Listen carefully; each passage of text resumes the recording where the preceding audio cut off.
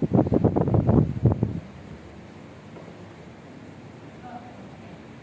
aming pagbati sa aking mga anak na minamahal ay isang napakadakila na araw sa inyong lahat. Ito ay isang espesyal na araw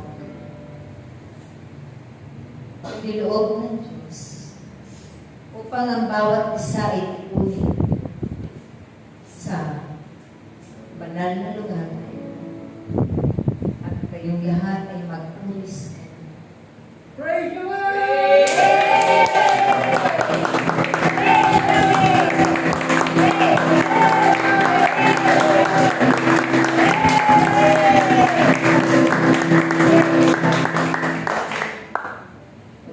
Maraming salamat.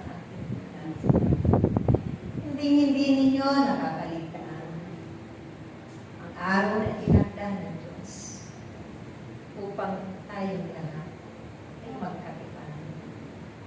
Upang ang aming mga piling ay inyong maririnig, ang aming mga paalala, ang aming mga pangunguna sa bawat akbang ng inyong mga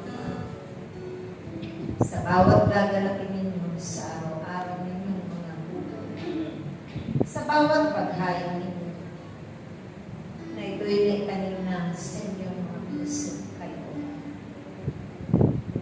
Kahit man kayo, ang inyong mga physical na katauhan ay mahimbingan pagkakatuloy. Nasa puso at nasa isipan niyo pa rin ay ang banal na pangalan ng Diyos.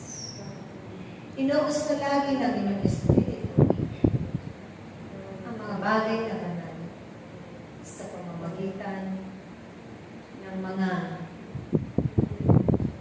katuruan ng Diyos. Ito'y laging nasa puso at isipan ng bawat isa. Gaano man kayo kaabala, marami mang mga pagsubok na pinagdaraanan at nararanasan sa araw-araw at sa bawat panahon at pagkakataon. Subalit hindi nabubura sa puso at isipan ninyo ang kanyang salita. Salita na ako na nagkatawang tao, na ako naging iniwanan ninyong lahat. Ako ang umako ng lahat ng inyong mga kasalanan. Ako rin ang buong puso nag-alay ng aking sarili. Nagbubuo ng aking dugo para sa katubusan ang lahat ng inyong mga kasalanan. Kaya, aking mga anak, wala nang kapangyarihan ang kamatayan, masamang espiritu sa panahon. Tunay na nagapin sa pamamagitan ng aking buhay. Kaya kayo ay magpatuloy na magkaisa, magpatuloy na magpalaganap ng aking salita, magpatuloy na umigil, magpatuloy na maglingkod sa kapwa, na may kalakip na kagalakan, at magbahagi ng lahat ng kabutihan na nagmumula sa Diyos. Ay dahil ito kanyang pinalulugan. Kung bakit ang taong ito ay punong-puno ng himala at hiwaga na nagaganap sa mga panahon ito.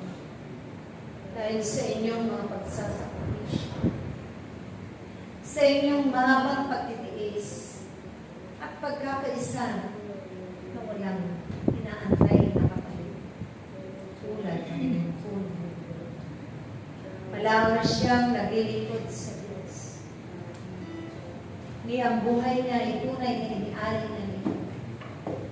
Ang buong lakas, ang buong pag-ibig niya, ang kailanman, hindi humina ang kanyang pananalig at pananampalataya. Masigit pa itong kubigting aking mga. Kaya tularan ninyo ang aming mga paggawa upang dumating man sa inyong mga buhay ang masaganang biyaya at pagpapala ng Diyos Mga anak kong minamahal, kayo ay laging magkaisa, magtulungan, magmalasakitan, magtulungan ng bawat pagkukulang, magpatawaran. Dahil ang mga bagay na ito ay napakahalaga at mararapat din panhalagahan ninyo sa isa't isa.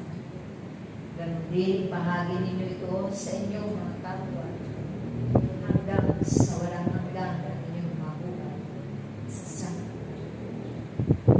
At ipakikita ng Diyos ang kanyang mga hiwaga at himalag sa panahon iyon sa inyong salilahi, sa bawat salilahi, pagpag sa walang hanggan.